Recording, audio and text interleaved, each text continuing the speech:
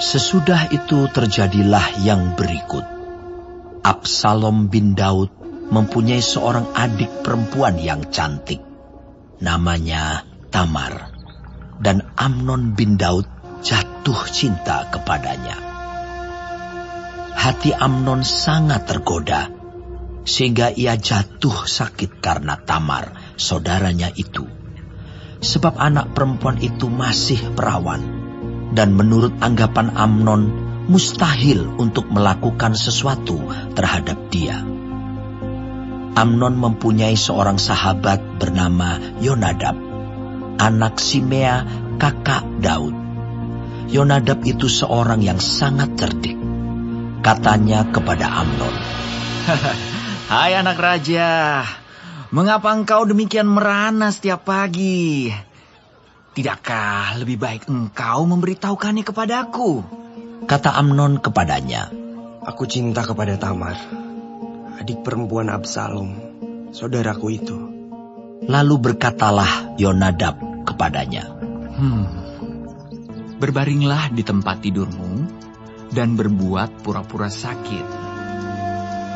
Apabila ayahmu datang menengok engkau, maka haruslah engkau berkata kepadanya, 'Izinkanlah adikku Tamar datang memberi aku makan.'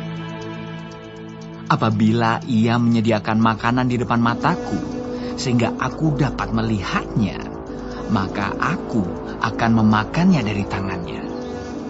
Sesudah itu berbaringlah Amnon dan berbuat pura-pura sakit. Ketika raja datang menengok dia, berkatalah Amnon kepada raja, "Izinkanlah adikku Tamar datang membuat barang 2 kue di depan mataku, supaya aku memakannya dari tangannya." Lalu Daud menyuruh orang kepada Tamar ke rumahnya dengan pesan, "Pergilah ke rumah Amnon kakakmu, dan sediakanlah makanan baginya." Maka Tamar pergi ke rumah Amnon kakaknya yang sedang berbaring-baring. Lalu anak perempuan itu mengambil adonan, meremasnya dan membuat kue di depan matanya. Kemudian dibakarnya kue itu. Sesudah itu, gadis itu mengambil kuali dan mengeluarkan isinya di depan Amnon. Tetapi ia tidak mau makan.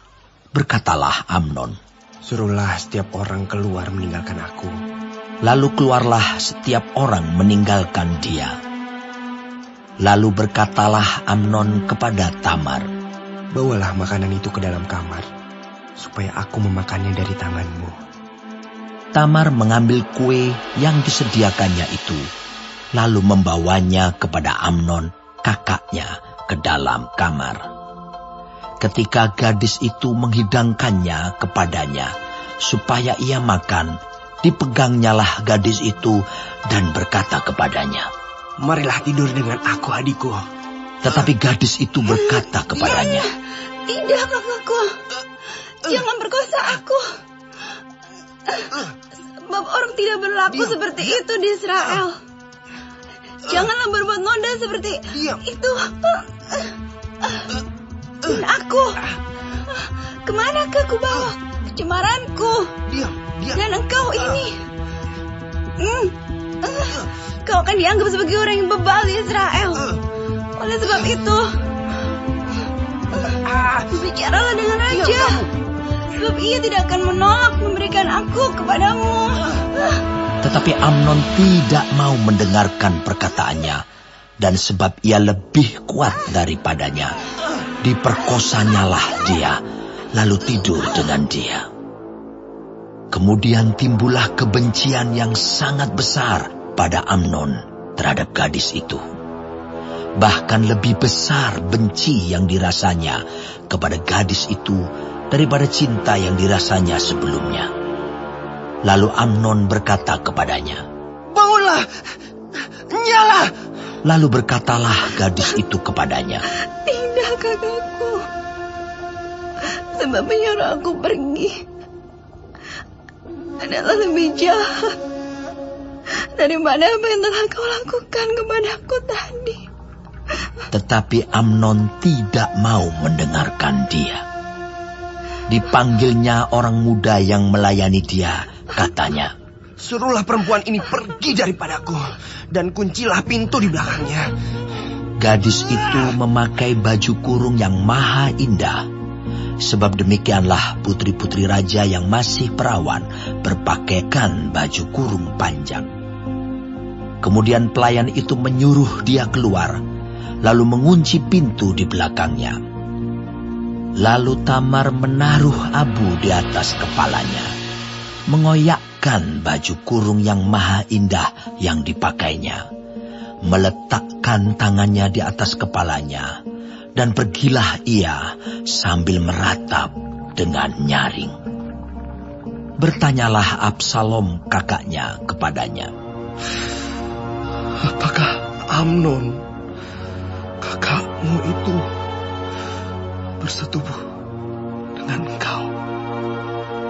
"Maka sekarang adikku, diamlah saja. Bukankah ia kakakmu? Janganlah begitu memikirkan perkara itu." Lalu Tamar tinggal di rumah Absalom kakaknya itu seorang diri. Ketika segala perkara itu didengar Raja Daud, sangat marahlah ia. Dan Absalom tidak berkata-kata dengan Amnon, baik tentang yang jahat maupun tentang yang baik. Tetapi Absalom membenci Amnon, sebab ia telah memperkosa Tamar, adiknya. Sesudah lewat 2 tahun, Absalom mengadakan pengguntingan bulu domba di Baal Hazor, yang dekat kota Efraim. Lalu Absalom mengundang semua anak raja. Kemudian Absalom menghadap raja, lalu berkata, "Hambamu ini mengadakan pengguntingan bulu domba. Kiranya raja dan pegawai-pegawainya ikut bersama-sama dengan hambamu ini." Tetapi raja berkata kepada Absalom, "Maaf anakku, jangan kami semua pergi, supaya kami jangan menyusahkan engkau." Lalu Absalom mendesak, tetapi raja tidak mau pergi. Ia hanya memberi restu kepadanya. Kemudian berkatalah Absalom, "Kalau tidak, izinkanlah kakakku Amnon pergi beserta kami." Tetapi raja menjawabnya, "Apa gunanya ia pergi bersama-sama dengan engkau?" Tetapi ketika Absalom mendesak, diizinkannyalah Amnon dan semua anak raja pergi beserta dia. Lalu Absalom memerintahkan orang-orangnya demikian, "Perhatikan, apabila hati Amnon menjadi gembira karena anggur, dan aku berkata kepadamu, paranglah Amnon, maka haruslah kamu membunuh dia. Jangan takut. Bukankah aku yang memerintahkannya kepadamu? Kuatkanlah hatimu, dan tunjukkanlah dirimu sebagai orang yang gagah perkasa." Orang-orang Absalom memperlakukan Amnon seperti yang diperintahkan Absalom. Lalu bangunlah semua anak raja itu. Mereka menaiki bagalnya masing-masing dan melarikan diri. Mereka masih di tengah jalan ketika kabar sampai kepada Daud demikian, "Absalom telah membunuh semua anak raja. Tidak ada seorang pun dari mereka yang lolos."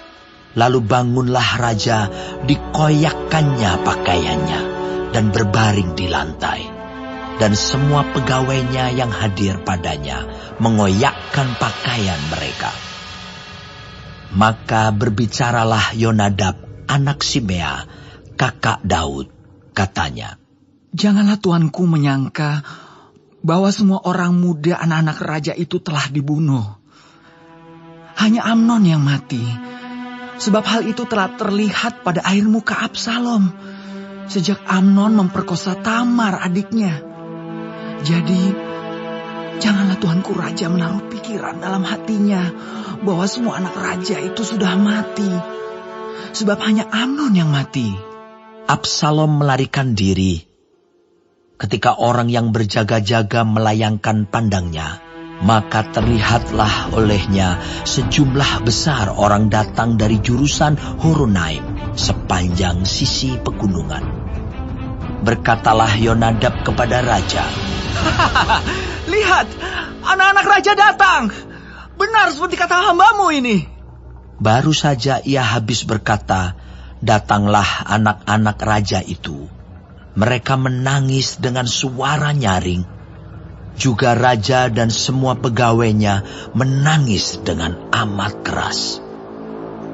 Absalom telah melarikan diri dan telah pergi kepada Talmai bin Amihur, raja negeri Gesur. Dan Daud berduka cita berhari-hari lamanya karena anaknya itu. Absalom telah melarikan diri dan telah pergi ke Gesur. Ia tinggal di sana 3 tahun lamanya. Lalu raja tidak lagi marah terhadap Absalom, sebab kesedihan hatinya karena kematian Amnon telah surut.